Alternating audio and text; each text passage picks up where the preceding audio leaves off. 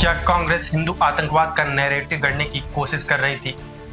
क्या 26/11 का हमला कांग्रेस और आईएसआई के बीच का एक फिक्स मैच था?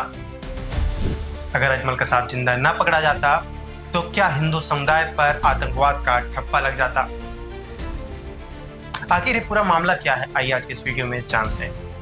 दरअसल पूर्व अंडर सेक्रेटरी रहे आरवीएस मणि ने एक इंटरव्यू में दावा किया कि कांग्रेस और आईएसआई के बीच का एक प्लान था जो कि 26/11 हमले के तौर पर सामने आया। उन्होंने यह दावा किया कि 26/11 हमले में हिंदू समुदाय को दोषी बनाए जाने की पूरी कवायद थी, लेकिन आतंकी अजमल कसाब की जिंदा पकड़े जाने के बाद ये पूरा प्लान फेल हो गया। आखिर आरवीएस मणि ने इंटरव्यू में क्या कहा, 26/11 का हमला क्या है और उन्होंने इस पूरे मामले को लेकर क्या क्या दावे किए, आज के इस वीडियो में ये जानते। सबसे पहले जानते हैं कि 26/11 हमला क्या है। दरअसल तारीख थी 26 नवंबर 2008। मुंबई में समुद्र के रास्ते से आए 10 आतंकियों ने कहर बनकर गोलियां बरसाई।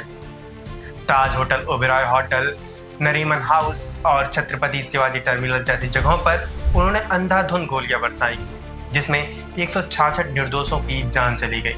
इस दौरान एक आतंकी अजमल कसाब की तस्वीर पूरे दुनिया में वायरल हुई, जिसके हाथ में कलावा बंधा हुआ था और इसको लेकर लोगों के जहन में कई बड़े सवाल खड़े हो रहे थे। आरवीएस मणि ने इस पूरे मामले को लेकर कई बड़े दावे किए। उन्होंने कहा कि अगर 26/11 हमले के आतंकी अजमल कसाब को जिंदा नहीं पकड़ा जाता तो ये पूरा मामला एक राजनीतिक हथियार के तौर पर पेश किया जाता।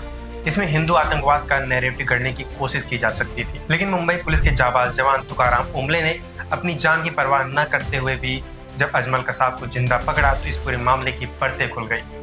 आतंकी अजमल कसाब की पूरी बैकग्राउंड हिस्ट्री सामने आ गई। उसने ये बात कबूली कि वो आतंकी संगठन लश्कर ए तैयबा से जुड़ा हुआ है और अगर वो जिंदा नहीं पकड़ा जाता तो इस पूरे मामले का खुलासा नहीं होता। इस पूरे मामले की जांच को कई दिशाओं में भटकाया जा सकता था। आरवीएस मणि ने तो यहाँ तक दावा कर दिया कि 2006 में ही कांग्रेस नेता दिग्विजय सिंह ने उनसे कहा था कि वो हिंदू आतंकवाद के मामलों की जांच करें, लेकिन उन्होंने उस समय दिग्विजय सिंह से कहा था कि हिंदू आतंकवाद जैसा कोई मामला नहीं। आरवीएस मणि ने यहाँ तक दावा कर दिया कि 2010 तक फाइलों में कहीं पर भी हिंदू आतंकवाद का जिक्र नहीं हुआ, कहीं पर भी हिंदू आतंकवाद जैसे कोई मामले सामने नहीं है। बावजूद इसके कांग्रेस हमेशा हिंदू आतंकवाद जैसे शब्दों का इस्तेमाल करके राजनीतिक सुर्खियां बटोरने में लगी रही। कांग्रेस हमेशा हिंदू आतंकवाद और भगवा आतंकवाद जैसे शब्दों को राजनीतिक बहस का हिस्सा बनाने में लगी थी।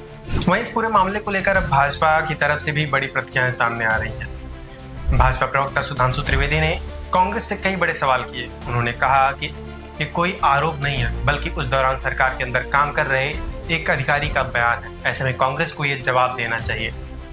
आतंकियों के पास से नकली पहचान पत्र भी मिले थे और अगर आतंकी अजमल कसाब जिंदा न पकड़ा जाता, उन्हीं पहचान पत्रों के आधार पर एक अलग कहानी गढ़ दी जाती। सुधांशु त्रिवेदी ने यह कहा कि आरवीएस मणि ने दावा किया है कि 26/11 का हमला आईएसआई और कांग्रेस के बीच का एक फिक्स मैच था। ऐसे में कांग्रेस को इसका जवाब देना चाहिए। ऐसे में आप इस पूरे मामले को लेकर क्या कहेंगे, हमें कमेंट करके जरूर बताइए और ऐसी तमाम खबरों के लिए देखते रहिए यूपी न्यूज़।